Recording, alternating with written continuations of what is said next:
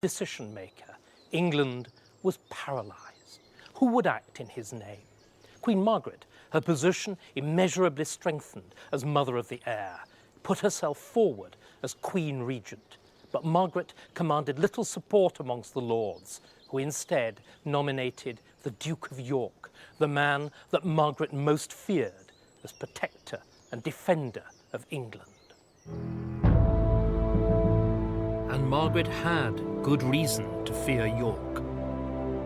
Based in his stronghold at Ludlow, York was head of the most powerful family in the country, and as a relation of the king, he also had a blood claim to the throne.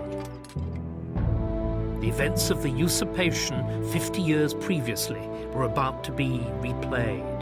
In 1399, Henry's grandfather, Henry IV, had shown that a blood claim and force were all that were needed to seize the crown. Now York would turn the tables on the House of Lancaster.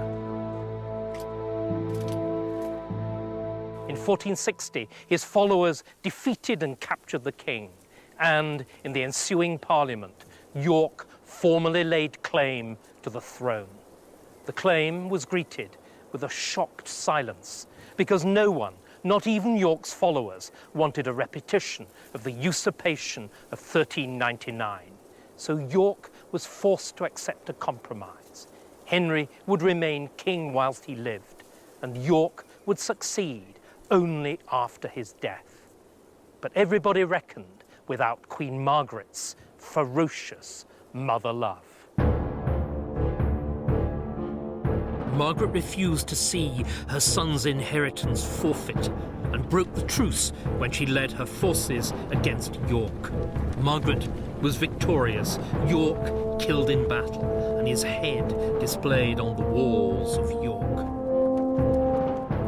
But the feeble-witted Henry VI was held in widespread contempt.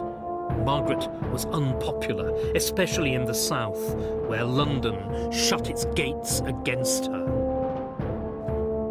This gave York's son Edward the opportunity to avenge his father's death. He seized the throne and ruled as King Edward IV. Henry was captured, and Margaret fled into exile. It took Edward 3 years to put down the Lancastrians in the north. Then his own followers started to quarrel over the spoils. Even Edward's brother turned against him. These divisions within the House of York handed the House of Lancaster a last chance. Its hopes were pinned on one young man. In 1471, Henry VI and Margaret's son, Edward of Lancaster, was 18.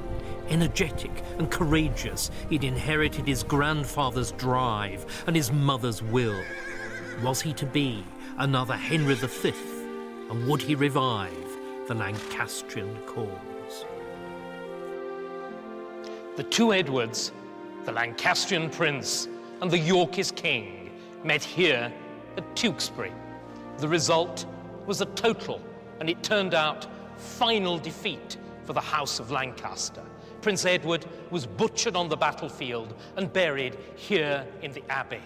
And a fortnight later, his father, King Henry VI, was dispatched with a heavy blow to the back of the head in the Tower.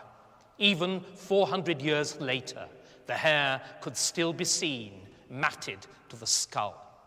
With their deaths, the male line of the House of Lancaster, which had promised to revive the monarchy, was extinguished. The House of York made similar, even more extravagant promises. Would it be able to keep them? Or was it more than a matter of mere personalities? Would the institutions of English kingship, fashioned under the Anglo-Saxons and perfected under the Henrys and the Edwards, have to change as well? Was England on the threshold, not merely of a new dynasty, but of a new monarchy?